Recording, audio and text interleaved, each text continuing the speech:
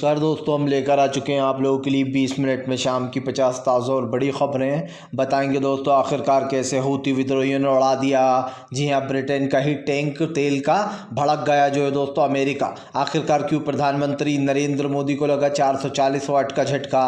राहुल गांधी की भारत जोड़ो न्याय यात्रा का हो गई आज से शुरुआत। क्यों चुनाव आयोग को दोस्तों ईवीएम को लेकर गली गली में निकलना पड़ रहा है, लोगों को देनी पड़ रही है सफाई कि ईवीएम में कोई गड़बड़ी नहीं है, इससे पहले ऐसा कभी नहीं हुआ।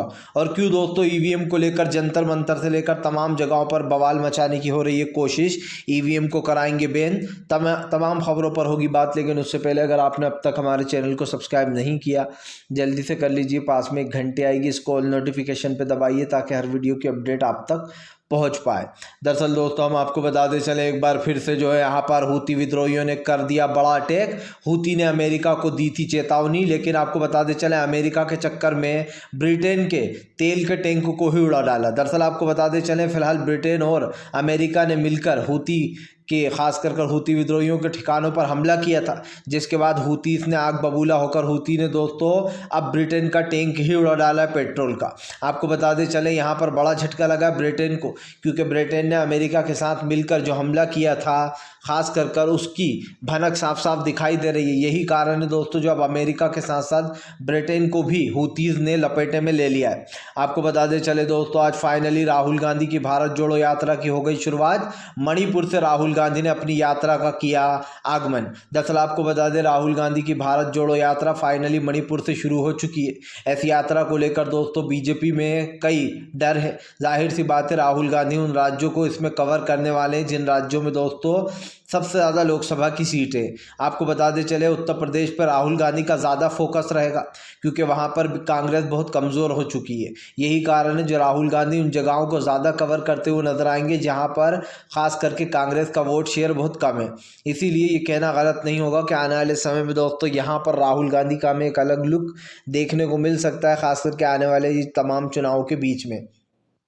आपको बताते चले दोस्तों एक बार फिर से इजराइल को दे दी हमास ने चेतावनी। हमास के लड़ाके बोले अभी हम जिंदा हैं गाजा पर, तुम चाहते भी कब्जा नहीं कर पाओगे। दरअसल आपको बताते चले कल हमास ने फिर से एक बार इजराइल के लड़ाकों को छः सैनिकों को मार डाला, और आपको बताते चले कई टैंकों को अपना निशाना बना लिया। जी हाँ, बंकर को अपना निशाना बनाया गया, कई बंकरों को, और इससे साफ बताया जा रहा है कि फ़िलहाल हमास ने फिर से कमर कस ली है इजराइल को गाज़ा से बाहर निकालने के लिए। आपको बताते चले इजराइल हमास की इस जंग के बीच में कई और देश हैं जो ऐसे भिड़ रहे हैं, चाहे वो यमन के हूतीज़ हों या फिर अमेरिका हो या फिर ब्रिटेन हो, सब में दोस्तों वॉर छिड़ चुका है। कोई एक देश इससे वॉर से बचा हुआ नहीं है, और जो देश बचे हुए हैं वो नसीहत दे रहे हैं कि इस लड़ाई को बंद करा जाए। लेकिन आपको बताते चले हो ना हो उन देशों को भी यह ख़तरा है कि उनकी लड़ाई भी, उनकी एंट्री हो सकती है इस लड़ाई में, क्योंकि आपको बताते चले फिलहाल तमाम चाहे वो ईरान हो या फिर दोस्तों तुर्की हो या फिर अरब देश हो, सब में वॉर तो छिड़ी हुई है। और इस वॉर का आगे बढ़ने का मतलब है देश तीसरे विश्व युद्ध की तरफ बढ़ता चला जा रहा है, क्योंकि अब तमाम देश एक दूसरे से ही भिड़ते हुए नज़र आपस में आ रहे हैं। आपको बताते चले दोस्तों फिलहाल एक बार फिर से राहुल गांधी ने मोदी सरकार पर साधा निशाना।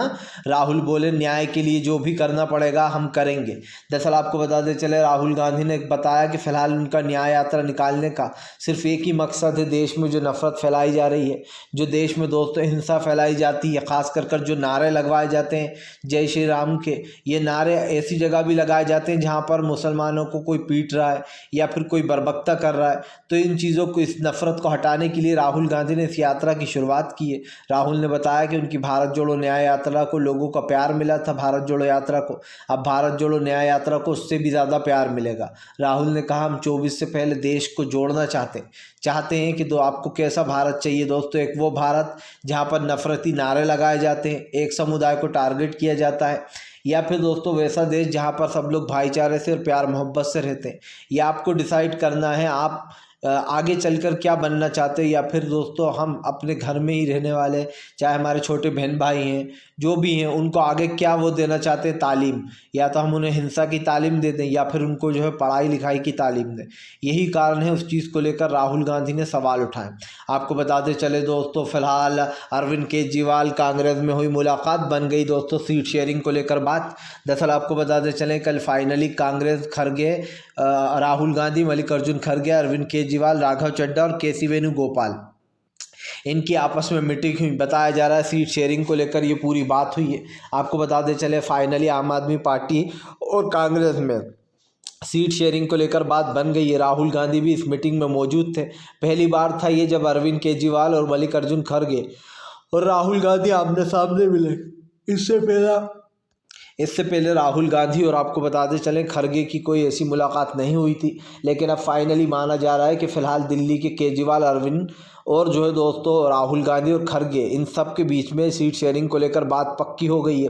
खास कर एक मैटर तो सुलझ गया है। अब आपको बता दें चले पश्चिम बंगाल में थोड़ा सा मैटर उलझ रहा है ममता बनर्जी और कांग्रेस के बीच में, लेकिन वो भी सुलझ जाएगा।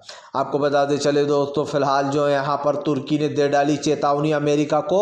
अमेरिका की तुर्की ने आलोचना करते हुए कहा कि फ़िलहाल अमेरिका जो है वो लाल सागर को खून से रंगना चाहता है, वो वहाँ पर खून की होली खेलने की कोशिश कर रहा है। दरअसल आपको बता दें चले इससे पहले तुर्की ने हूतीस की भी आलोचना की थी, क्योंकि हूतीस ने वहाँ के टैंक उड़ा दिए थे जब उन्होंने हूतीस की भी बुराई की थी। लेकिन अब जो है यहाँ पर हूतीस के समर्थन में आते हुए उन्होंने अमेरिका को जमकर लपेटा। तुर्की के राष्ट्रपति अर्दोगान ने कहा कि फ़िलहाल अमेरिका जो है वो खून की होली खेल रहा है लाल सागर में। जिस तरीके से उसने खास करके दोस्तों हूतीस के कई ठिकाने उड़ा दिए, इसको लेकर चेतावनी दी गई है। लेकिन आपको बताते चले दोस्तों फिलहाल एक चीज़ भूल रहा है अमेरिका, चीन हो या फिर दोस्तों रूस हो, तमाम देश अगर अमेरिका के ऊपर हमलावर हो गए दोस्तों तो अमेरिका के लिए बचना मुश्किल हो जाएगा। उल्टा अमेरिका दोस्तों बर्बादी की कगार पर पहुंच जाएगा। इसीलिए अमेरिका को भी फूक फूक कर कदम रखने होंगे, क्योंकि आप देख लीजिए रूस अमेरिका का दुश्मन पहले ही बन चुका है। चाइना अमेरिका का दुश्मन है दोस्तों। ईरान से अमेरिका की बनती नहीं है। सऊदी अरब से कुछ खास बन नहीं पा रही जब से वो इजराइल का समर्थन कर रहा है। हमास उसके ख़िलाफ़ है। और अगर हम बात करें तमाम और देशों की दोस्तों तो ज़्यादातर देश खास करके जो 57 मुस्लिम देश है वो एक तरीके से अमेरिका से नाराज़ ही चल रहे हैं। तो देखा जाए तो अमेरिका चारों तरफ से घिर चुका है, वो पंगे ना ले, क्योंकि दोस्तों अगर अमेरिका ने ज़्यादा पंगे लिए और रूस और चाइना हमलावर हो गए तो अमेरिका दोस्तों भागता फिरेगा, उसे कहीं बचने की जगह नहीं मिल पाएगी। यही कारण है जो अमेरिका चौतरफा घिरा हुआ है। उसके बावजूद भी अमेरिका की अकड़ कम नहीं हो रही, क्योंकि जिस तरीके से उसने हूतीस के ऊपर हमले किए हैं उससे ये साफ दिखाई दे रहा है कि अमेरिका इजराइल के पक्ष में कुछ भी करेगा। आपको बताते चले दोस्तों फिलहाल प्रधानमंत्री नरेंद्र मोदी के ऊपर फट पड़े असदुद्दीन ओवैसी ने बाबा रामदेव की लगाई क्लास, बीजेपी को भी लपेटा। दरअसल दोस्तों बाबा रामदेव ने ओबीसी का जमकर अपमान कर दिया है। बाबा रामदेव इतना बड़ा पलटू है दोस्तों कि वो जो ये शलवार पहनकर भागा था, जब इसका काले धन का मामला था, शलवार पहनकर भाग गया था लेडीज़ की। अब बाबा रामदेव का दोस्तों एक विवादित बयान सामने आया, जहाँ पर बाबा रामदेव ने कहा कि जो ओबीसी हैं वो ऐसी तेसी कराएं, मैं तो कोई ओबीसी नहीं हूँ, मैं तो जो है यहाँ पर ब्राह्मण हूँ। और तमाम उसने बातें कही हैं, क्या क्या कहा है ये मैं आपको बताता हूँ। लेकिन आपको बता दें अब पलट गया है। अब बाबा रामदेव कह रहा है मैंने ओबीसी नहीं, मैंने तो असदुद्दीन ओवैसी कहा था, ओवैसी। अब आप समझिए इतना बड़ा पलटू मैंने पहली बार देखा। पहले तो ओबीसी समाज का अपमान कर दिया इसने, अब जब ये घिर गया, जब लोगों ने सोशल मीडिया पर चलाया hashtag boycott Baba Ramdev, hashtag boycott Patanjali product, hashtag boycott जो है बाबा रामदेव, तमाम चीज़ें इस तरीके के हैशटैग चलाया जा रहा है। हैशटैग बाबा रामदेव माफ़ी मांगो, हैशटैग हमें ओबीसी पर गर्व है, ये तमाम हैशटैग सोशल मीडिया पर तैर रहा है पानी में।